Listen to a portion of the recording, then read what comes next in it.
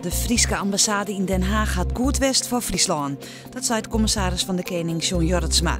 Hij zei dat het effect niet in cijfers omzet wordt in, maar dat er overal in Den Haag praat wordt over het Frieske initiatief. In de ambassade wienen van de week tal van presentaties uit Friesland.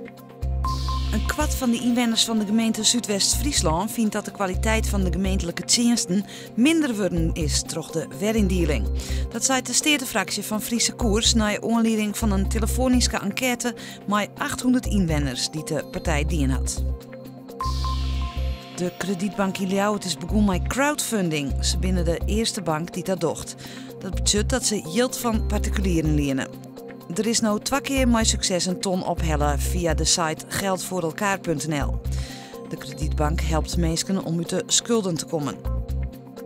Bij het Nannewiet in Oudehaske binnen zo'n 100 kooikarpers dumpt. Een voorbijganger zegt toen zit midden onder de Jousterwij 12 plastic poeden met erin goed 100 volgroeide en lietsere kooikarpers. De visken wienen deer. De politie is op zoek naar de eigenaar van de visken en naar mensen die het wat schoon hebben. Joen en vannacht is het droog met kans op mist. Er is net volle wien en het wordt 14-15 graden. Morgen geregeld bij zinnen, maar ik nog een soort bewolking. Het blijft droog en het wordt 18 graden, maar troch de zwakke wien viel het warmer aan.